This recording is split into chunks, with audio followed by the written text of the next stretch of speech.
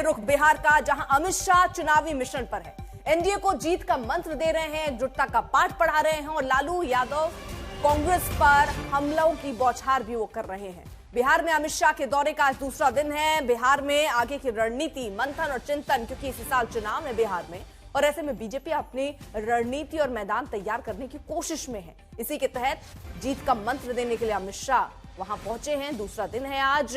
वहां पहुंचकर लालू यादव पर निशाना साधा। कांग्रेस पर उन्होंने हमलों की एक बौछार कर दी। तो लालू के गढ़ में दरअसल रैली करने गए और जंगल राज पर हिसाब मांगा। नीतीश ने एक बार फिर से दोहरा दिया कि अब इधर उधर जाने वाले नहीं हैं। लालू तेजस्वी के जंग की भी बात हुई। अब की बार किसका होगा बिहार, हुंकार सब भर रहे हैं, लेकिन तय जनता को करना है। आज अमित शाह लालू के गढ़ गोपालगंज में थे, जहां उन्होंने जंगल राज की याद दिलाई। लालू राबड़ी सरकार में कामकाज का हिसाब मांगा। शाह नीतीश एक साथ मंच पर थे। नीतीश कुमार ने गृह मंत्री के सामने एक बार फिर दोहराया कि अब इधर उधर नहीं करेंगे।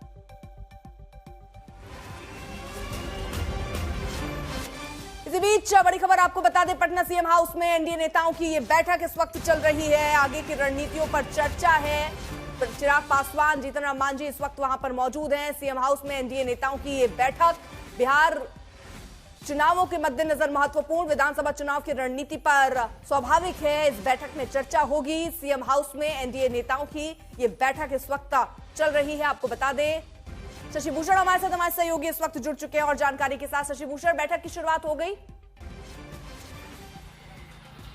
बिल्कुल शुरुआत हो गई अर्पिता। देखिए, अमित शाह का जब दौरा डिक्लेयर हुआ था उसी वक्त ये बैठक तय कर लिया गया था और सबकी नज़रें इस बैठक पर टिकी हुई हैं। इस वक्त नीतीश कुमार के आवास पे ये बैठक हो रही है, सरकारी आवास पे, जहां इस वक्त हम मौजूद हैं।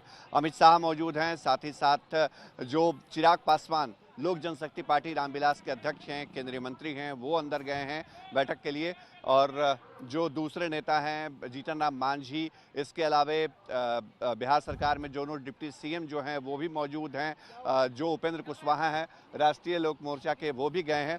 और एक हलचल भी हुई है इस वक्त।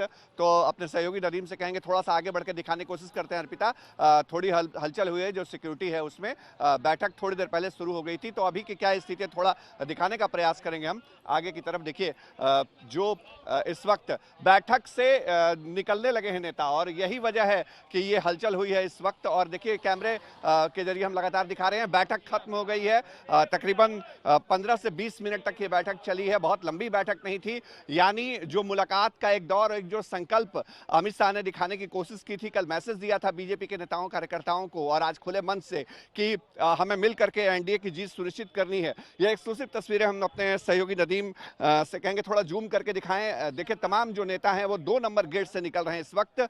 मुख्यमंत्री आवास के 1 नंबर गेट से एंट्री होती है, 2 नंबर से एग्जिट होता है। और तमाम नेताओं का निकलना इस बात का मैसेज है कि अंदर चर्चा हुई है तमाम नेताओं के बीच। और जो एनडीए की रणनीति है, वो रणनीति चुनाव को लेकर के अमित शाह ने जो एक ब्लूप्रिंट दिया होगा मैसेज के तौर पे, उस पर चर्चा हुई होगी। हालांकि बहुत ज़्यादा जो है वो अभी तक जानकारी सामने नहीं आई है, लेकिन जैसे ही नेताओं की तरफ से जानकारी साझा की जाएगी हम दिखाएंगे। लेकिन 2 नंबर गेट से मीडिया की मौजूदगी 1 नंबर गेट पे है, जहां इस वक्त हम हैं, जहां से कैमरे के जरिए हम दिखा रहे हैं। और 2 नंबर गेट पे जो एग्जिट पॉइंट है, वहां से नेता निकलने शुरू हो गए हैं। और अमित शाह समेत तमाम नेताओं की अब देखिए रवानगी। वहां से जो गाड़ियों का काफिला हमने देखा है, कौन कौन नेता निकले हैं इसके लिए थोड़ा इंतजार करना होगा।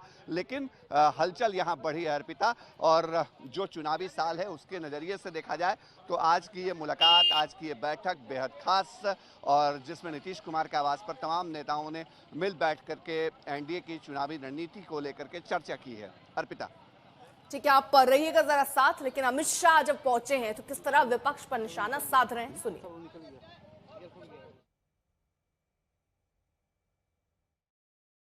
ये 10 साल के अंदर कई सारे विकास के काम जो 65 साल तक कांग्रेस पार्टी नहीं कर पाई, वो मोदी जी ने इस 10 साल के अंदर करने का काम किया है।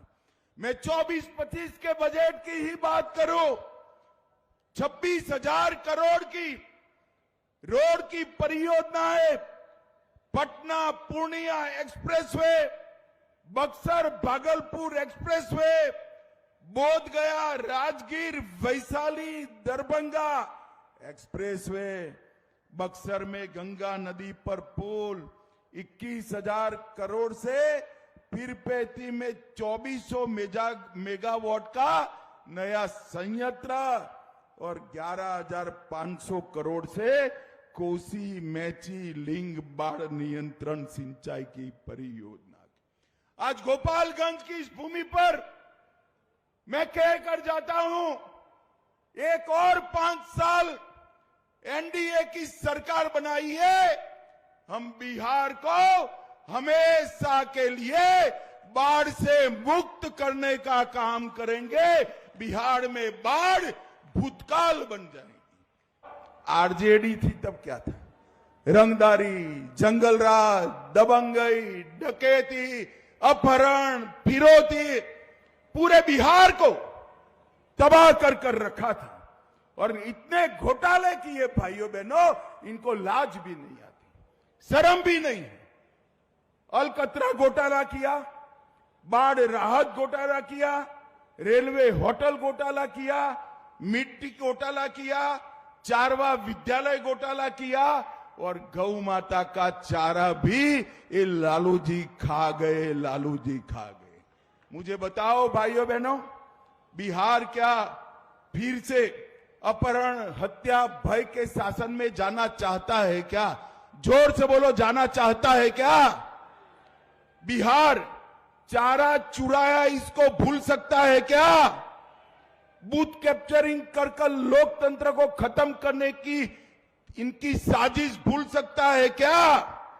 और नौकरी के बीच बदले जमीन का षड्यंत्र बिहार भूल सकता है क्या? लालू प्रसाद जी ने एक ही काम किया, अपने परिवार को सेट करने का। लालू के दोनों लाल आज बिहार में मुख्यमंत्री बनने की तैयारी कर रहे हैं। एक बेटी राज्यसभा सांसद है, दूसरी बेटी को लोकसभा लड़ाया। राबड़ी जी पूर्व सीएम रह चुकी है, राबड़ी जी के दोनों भाई मंत्री रह चुके हैं, अपनी भाभी को भी उन्होंने नेता बनाया, लालू जी के भाई भी विधायक रहे। पूरे परिवार में कोई नहीं बचा है, पूरा परिवार लालू जी ने सेट कर दिया। लालू जी, आपका परिवार तो आपने सेट किया, मगर बिहार के युवाओं को सेट करने का काम आपने नहीं किया। वो हमारे नेता नरेंद्र मोदी कर रहे हैं। शशि भूषण हमारे सहयोगी इस वक्त जुड़ चुके हैं। शशि, भले यहाँ पर रणनीति बनाई जा रही हो, भले यहाँ पर मीटिंग्स चल रही हो, लेकिन सवाल ये है कि अभी भी आगे और सरकार का समय चाह रहे हैं अमित शाह, और ये कह रहे हैं अगले 5 साल और जिताइए तो बाढ़ से राहत दे देंगे।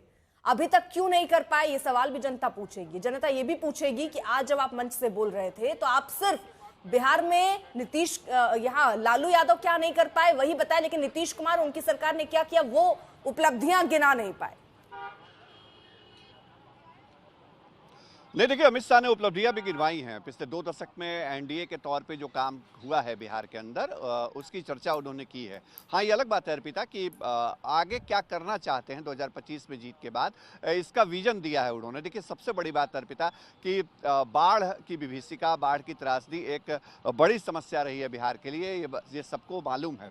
और कल अमित शाह जब बंद कमरे में पार्टी के विधायकों, सांसदों, विधान पार्षदों, पदाधिकारियों के साथ लगभग 2 घंटे तक बैठक कर रहे थे, तो इस दौरान ही उन्होंने मैसेज दिया कि बिहार में अगले 5 साल में हम बाढ़ की विभीषिका, बाढ़ की त्रासदी, या जो नियति बन चुकी है बिहार के लिए बाढ़, उसको कैसे हम खत्म करेंगे। प्रधानमंत्री नरेंद्र मोदी अंतर्राष्ट्रीय स्तर पर इसके लिए कवायद कर रहे हैं और हमारा पूरा लक्ष्य है कि 5 साल के बाद अगर हम सत्ता में आते हैं तो बिहार के लिए हम कम से कम बाढ़ मुक्त बिहार का जो हमारा वादा है उसको हम पूरा करेंगे। पहली बात, अमित शाह ने एक जो बड़ी बात कही कल की बैठक में, या आज भी उन्होंने जो बातें कही हैं खुले मन से, उसमें उन्होंने बार बार कहा कि हम एनडीए की जीत सुनिश्चित करना चाहते हैं, एनडीए की प्रचंड जीत चाहते हैं।